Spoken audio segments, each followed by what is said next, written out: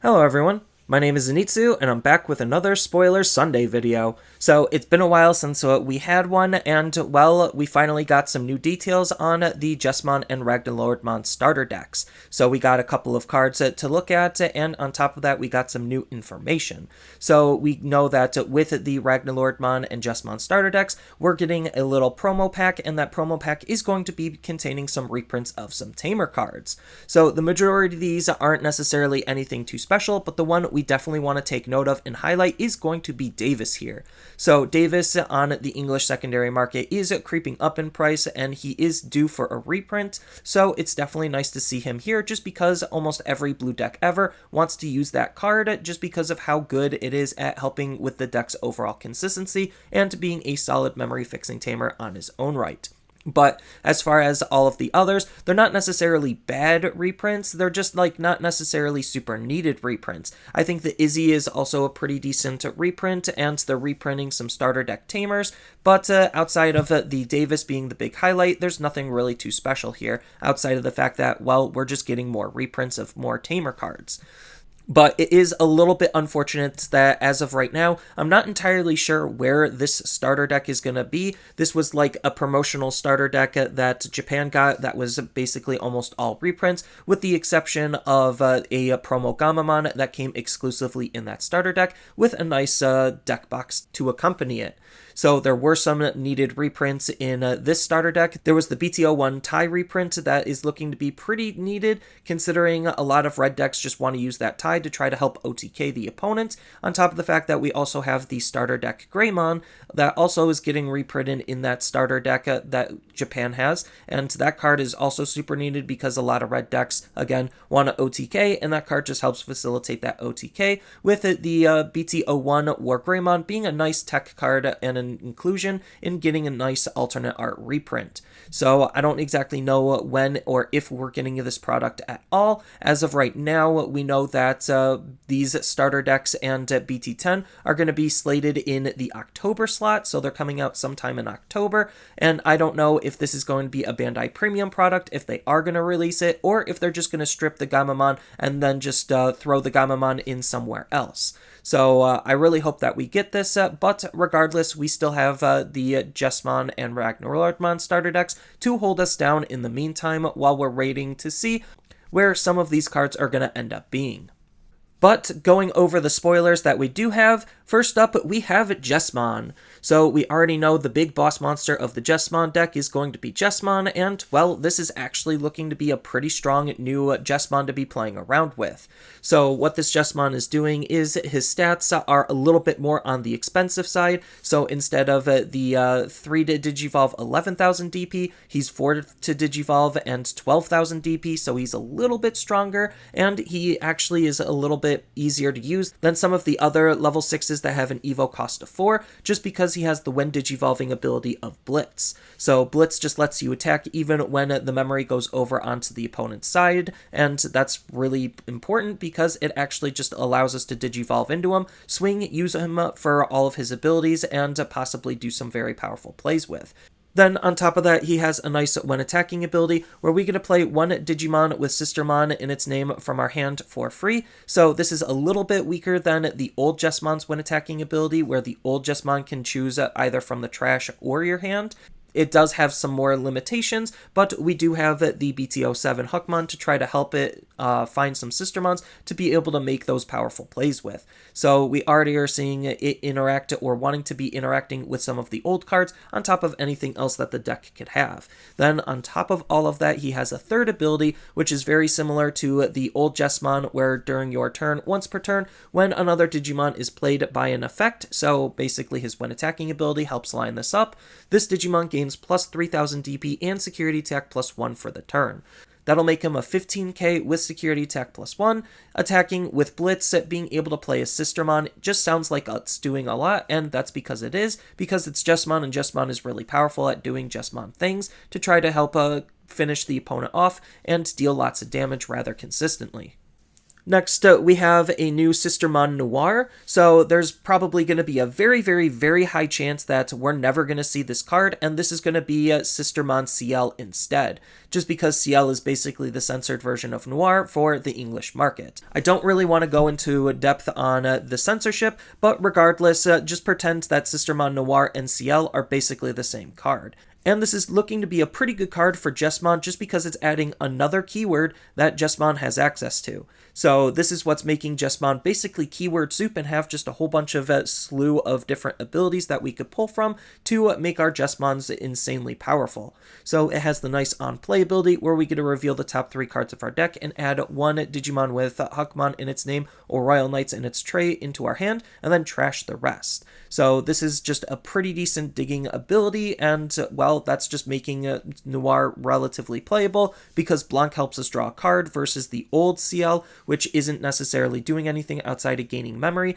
Granted, gaining memory is pretty good, but helping you draw cards and dig through your deck is something Jesmon really, really wants because it has a minor consistency issue. And then on top of that, its passive ability states that during all turns, all of your Digimon with Hunkmon in their name or Royal Knights in their trait gain the Reboot ability. So this is primarily a black-based ability. We haven't really seen Reboot on a whole bunch of other cards outside of black, so it's nice to see that it's getting extended to some other colors, but Jesmon having Reboot, Security Attack +1, Piercing, Recovery, Drawing, it just is seeming like Jesmon is doing a lot of various different things and is going to make the deck even more powerful than it is before, and this is just another Sistermon to help flesh out what our Sistermon package can do, so we could really start customizing the deck to fit our needs and fit what the meta is demanding.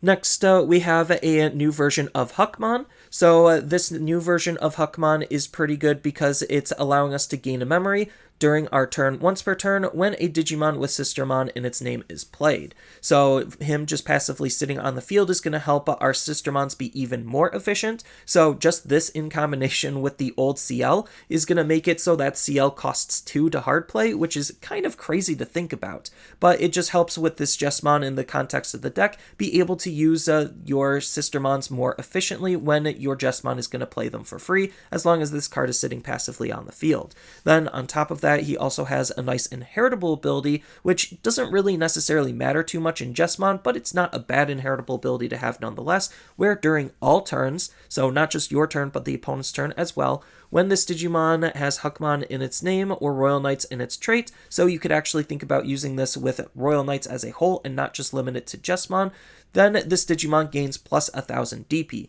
So it's just a stereotypical DP boost, but like I stated before, the important thing is this could be in combination with any Royal Knight, and it also works during all turns, so it can make it harder for the opponent to try to respond to your Digimon with.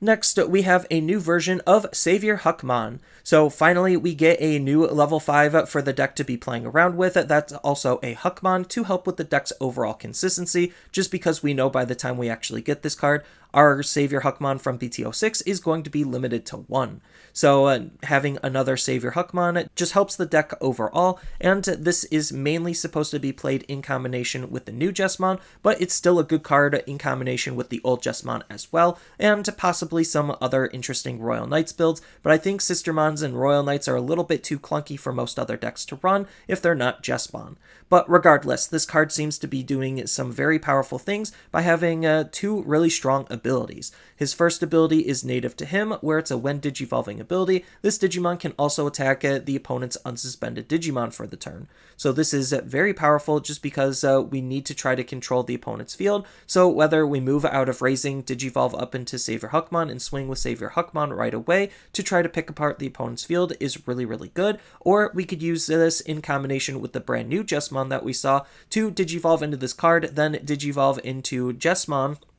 and then use Jesmon's Blitz ability to have a stronger Digimon to try to beat up the opponent's Digimon with. So this is looking to be a very good card for this deck already, and on top of that, he has a nice inheritable ability where when attacking once per turn, when this Digimon has Royal Knights in its traits, then we get to play one Digimon with Sistermon in its name from our hand or trash for free. So this is a very powerful ability, similar to what we saw in the Jesmon from BT06, except it's a once per turn ability. So again, it kind of facilitates that whole idea where you're just going to want to use this in combination with Blitz to be able to swing and play a Sistermon right away with, to basically mimic and mirror the old Jesmon. But using this in combination with the old Justmon also makes him a little bit stronger, just because now you have the possibility to be able to play more of your Sistermon set in a single turn, so you could flood the board very, very easily with your Jesmon, potentially using this ability to still spawn 2 Sistermons and then go into a Chimeramon and do some really crazy shenanigans.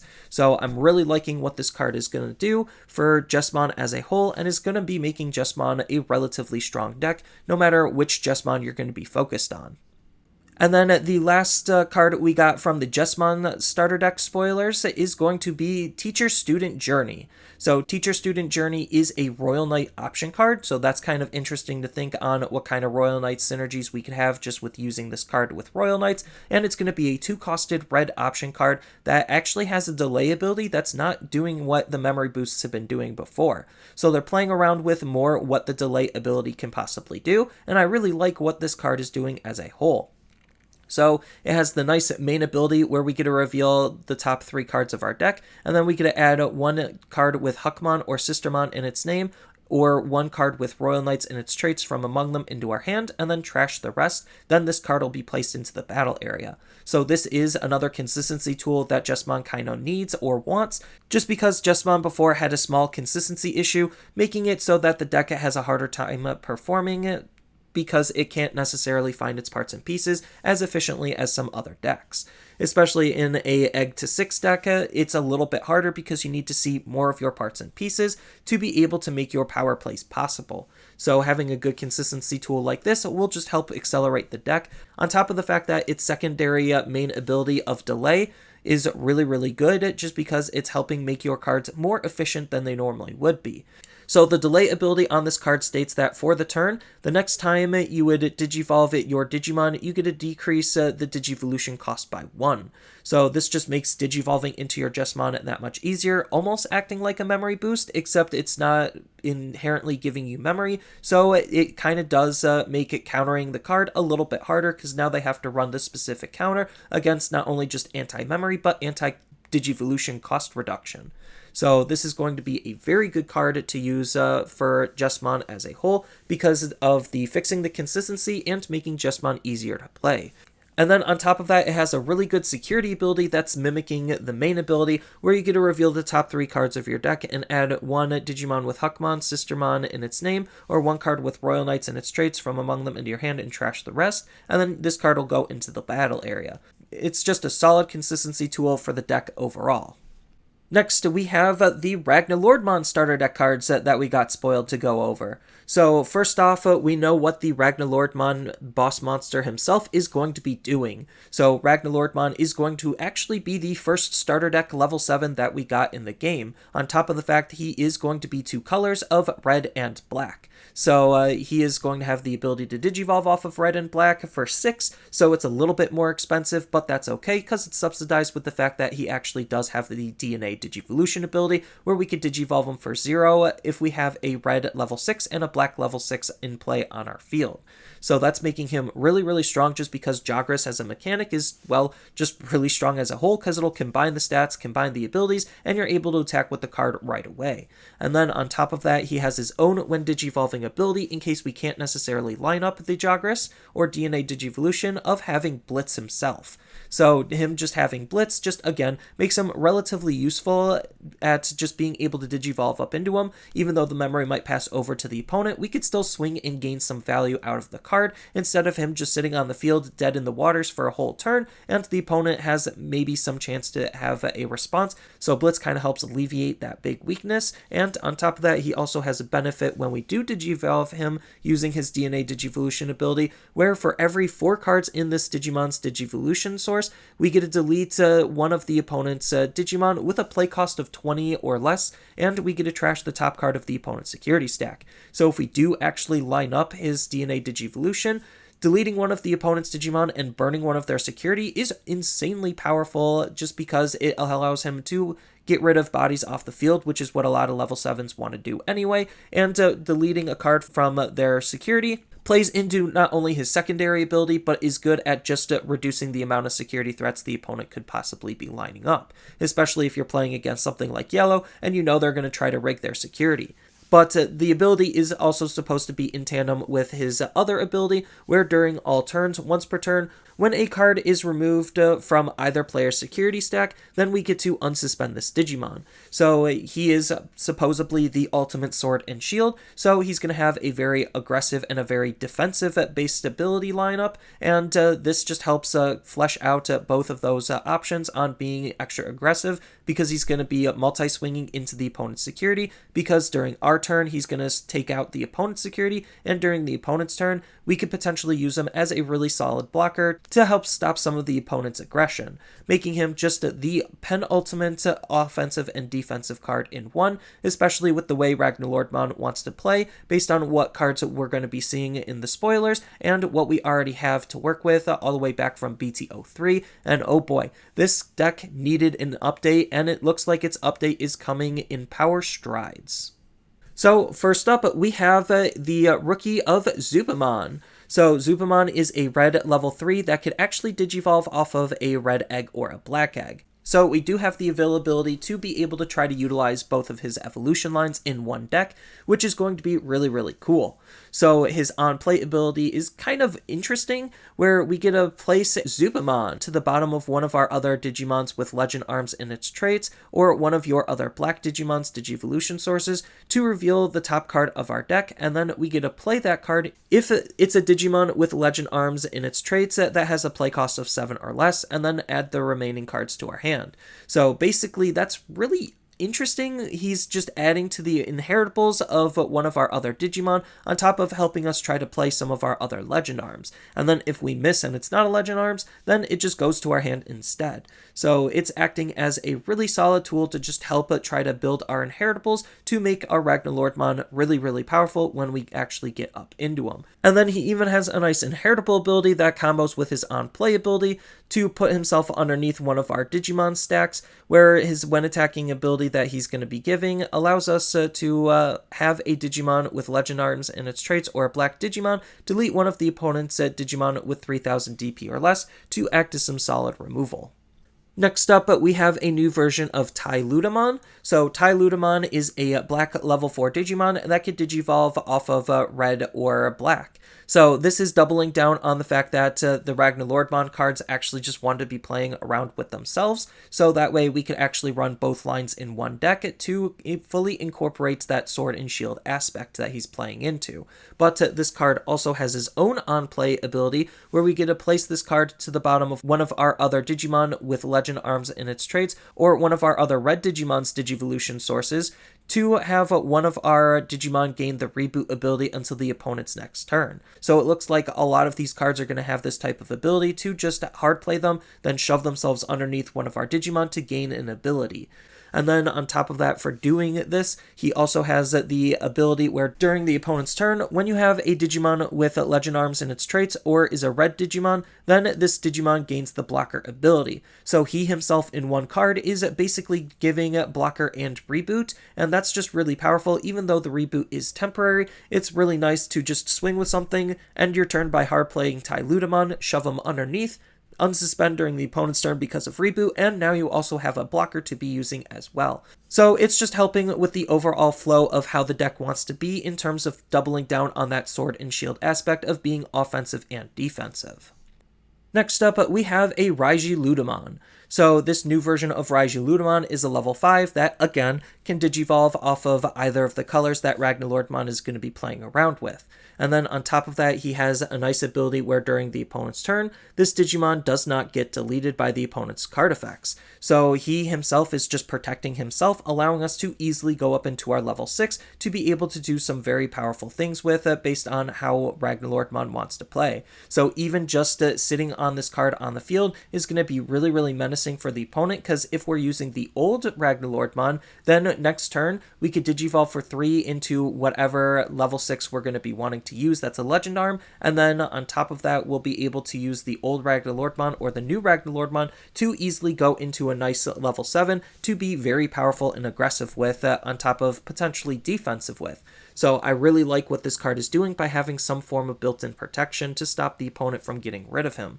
And then on top of that, he also has a nice inheritable ability where at the end of your turn, you could DNA Digivolve this Digimon and your other Digimon into a Digimon from your hand by paying its DNA Digivolution cost. So it's allowing us to end our turn by going up into our Jagras when we use our level 6s, so it's just helping the DNA Digivolution aspect of the new Ragnaloardmon. And then the last card that we got from the Ragnaloardmon deck spoiled is going to be a new option card in the form of Contradictory Allies. So Contradictory Allies is going to be another delay-based card that has another very powerful ability that's not actually a memory boost. So what this card is doing is it's a 4-costed red and black option card. So you do need to have both red and black representation on your field in some way, shape, or form to be able to use this option card. But in this style of deck, it doesn't look like that's going to be super hard to do. And then on top of that, its main ability, what we're actually trying to use the card for, is we get to play one Digimon with Legend Arms in its trait with a play cost of 7 or less from our hand, and then place this card into the battle area. So it's going to help make our level 5s even cheaper to hard play, so that way we could try to climb the stages with it really easily to be able to go up into our Ragnaloardmon. And then on top of that, it also has the nice main ability of delay when the card is placed into the battle area, thanks to its first main ability, where its delay ability allows us to reveal the top 4 cards of our deck, and then return the revealed cards to either the top or bottom in any order, trying to help with the deck's overall consistency by helping us rig what we want to try to see and put what we don't want back to the bottom. And then on top of that, it has a security ability where we get to play a Digimon with Legend Arms in its traits with a play cost of 7 or less from our hand for free, and then this card will also go into the battle area. So again, the security ability is basically mimicking its first main ability, making it a very strong card to use offensively and defensively to help set up your Ragnaloardmon, or to just get a free body out to gain some additional value because of how the Ragnaloardmon cards want to work in this deck, where we're just trying to increase the stack of one of our Digimon passively with their on-play abilities. So I think this is going to be a really fun and interesting deck, and I'm excited to see where this deck can go in combination with not only his new tools, but the old tools as well, on top of the other 2 color cards that work with red and black cards as a whole. And then we actually did get the full deck lists spoiled for what these decks are going to contain. So it's going to be really interesting to see some of these decks because they're having some cards in Digimon you might not necessarily expect to be seeing.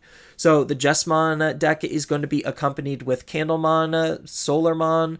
Meramon, Death Meramon, and Genkumon, on top of some of the other stuff. So we also are going to be getting a new Blanc to accompany the new Noir. We're getting some new option cards, but it's going to be a fun deck to be playing around with nonetheless. I don't necessarily know exactly what the Candlemon line is going to be doing for this deck, but it doesn't necessarily matter just because, well, the new Jesmon tools are looking to be really good in combination with the old ones. But as far as taking a look at the Ragnaloardmon deck, we're actually getting Knightmon based cards, which is kind of interesting because I guess Knights do have swords and shields, but I would have preferred them to double down on some of the Legend Arms because they still have some Legend Arms Digimon we didn't even see yet. But the fact that we're getting new Kodamon, Gladimon, and Knightmon, on top of a new option that's probably going to be a good removal card, is going to be really interesting because those cards are going to be interacting with Lord Knightmon, or could potentially interact with Lord Knightmon, so it allows Lord Knightmon to even dip into some other colors as well, based on what these cards are going to be doing. So I'm really excited to see where these decks are going to go, just because, well, there's just a lot of different things that we could do with it, not only just what we do have, but what these decks are going to potentially hold, on top of the accompaniment of them being released alongside of BT10 in October. So that's all I really have for this video. As always, feel free to tell me your thoughts down in the comments below, and down in the description below are a couple of different ways you could support me and the channel. So I do have a TCG Player affiliate link, so when you use that link to buy cards off of TCG Player, then some of that money will go to supporting me and the channel. I also do make and sell playmats over on Overcard Gamers on Facebook, so when you buy a playmat with my design, then some of that money will also go to help supporting me and the channel. And on top of all of that, I do have a Twitch account over on twitch.tv/Zenitsu, so giving me a follow and a subscription also helps support me there, and I do play Digimon on top of various other games on that platform as well.